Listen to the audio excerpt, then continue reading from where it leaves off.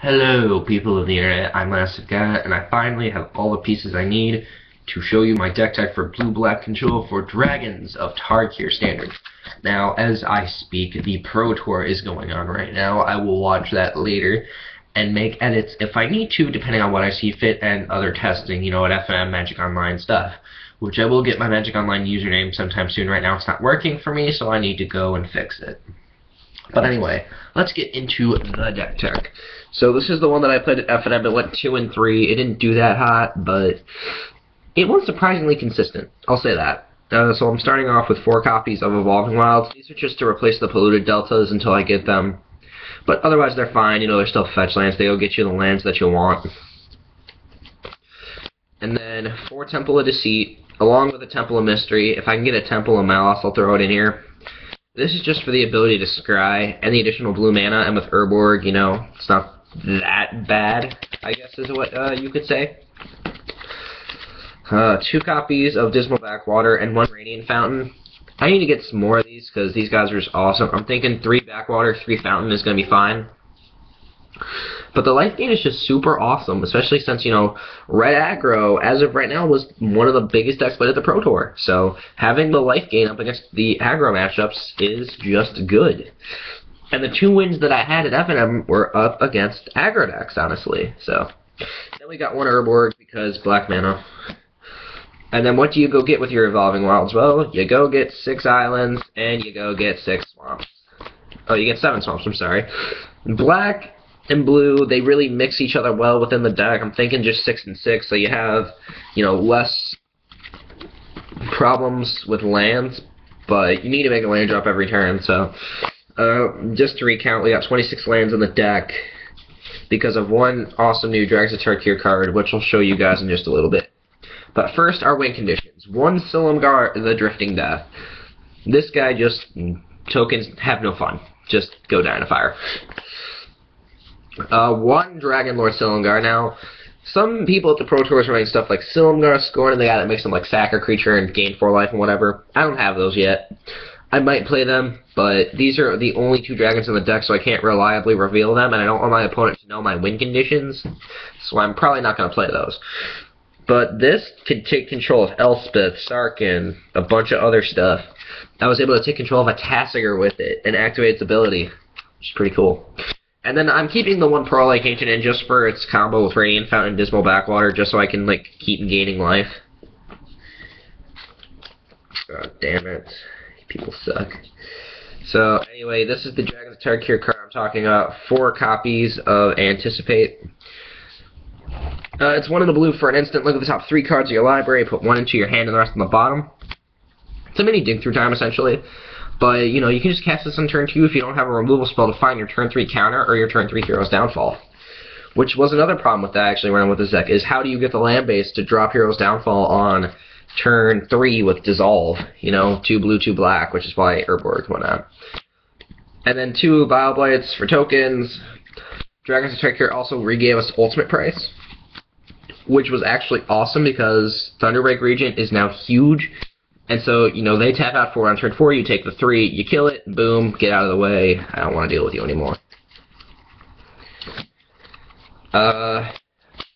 Usual play sets of Dissolve and Sexy Hero's Downfall. I just want to, brag about how shiny this card is.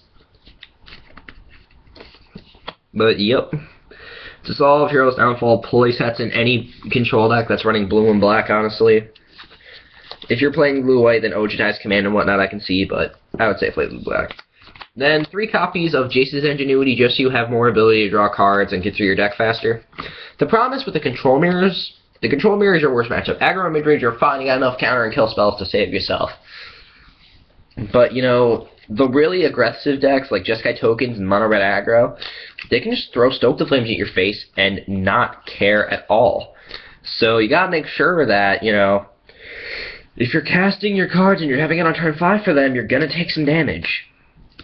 1 Aether Spouts, and then 1 Murderous Cut just for more removal. This token, I'm trying to get another one of these because this card is so good. And then 4 copies of Dig Through Time. I like this card. This card is really good. It's most of the time it's you know, you delve away 6 cards you don't want, and boom, you have 2 of the best 7 cards in your deck. The top 7, I should say. I'm sorry, I'm really tired. I need to get some sleep. 4 copies of Despise. This is what happens when you don't have Thoughtseize, and arguably it is a little bit better than Thoughtseize. You know, it takes away their stuff. It's a good Game 1 main deck card, but can easily be replaced with some cards on the sideboard for Games 2 and 3. And then the last 2 cards are Crux of Fate. Now, I was debating with myself if I wanted to play Perilous Vault.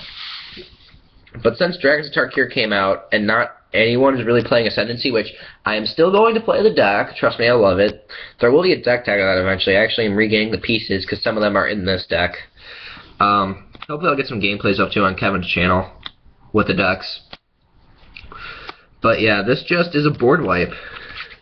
And I'm not playing Silence the Believers, because it's a lot easier for me just to play targeted removal. So that's it for the main deck.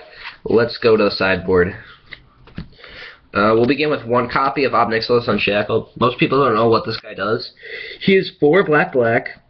He's Legendary Demon, Flying Trample. Whenever an opponent searches his or her library, they sack a creature and lose 10 life. So yeah, drop this on turn 6. You want to fetch? I don't think so. And then whenever another creature dies, he gets a +1/+1 counter. So really, you play him on turn 6. On turn 7, you go kill, bunch of counters, attack. You still can't fetch. So yeah, it's a really, really good card. Dragons of Tarkir also gave us 4 Duress. This card is awesome against the control and mid-range decks. So up against the control mirror, you take their counter spells and their planeswalkers. In the mirror matches, so sorry guys. In the mid-range matchups, you want to take their Obzom Charms, and you want to take their Heroes Downfalls and Utter Ends and stuff.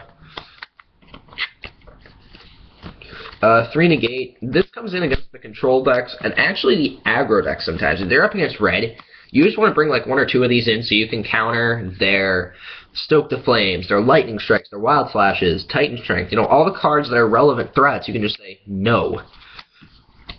And you know, it also comes in against the mid-range decks because it counters the same stuff that can be taken with Duress that I said earlier. 2 more Ultimate Price and another Bile Blight just for more removal. Mono red aggro, red-green monsters, anything with mountains in it, this comes in against. This comes in against anything that likes playing tokens unfairly. 1 Empty the Pit just for another win condition, and you know, Mardu midrange is still a thing, so. And then 2 copies of Palace Siege. I like this in the sideboard. It's like my secret tech for the aggro matchups because this versus Mastery of the Unseen, you can win this fight if the game goes long. You can just keep gaining life. They're going to flip up their things. They keep gaining life, yeah. But eventually you'll just, you know, pro-like them or Silumgar them when the game's over. And then the last card on the sideboard is 1 of Liliana Vess. I like this to come in against the mid-range and aggro matchups. Just, you play her on turn 5. You get to make them either discard their last card since they'll be out of gas, or you can go search the card you need for next turn when you have counter mana in your hand. You don't want to play her on turn 5 most of the time. You want to wait till like turn 7 so you can play this with a counter spell. But if you have to, play it on turn 5. So that's the sideboard. Any questions, please leave them down below and I'll help you answer them. So that does it for blue-black control for Dragons of Tarkir Standard. I'm sorry, I'm really tired. Tell me what you think of the deck in the comments below. I'd love to hear what edits you guys would make. Anyway, I'm Elastic Guy. Thanks for watching, and I am out of here.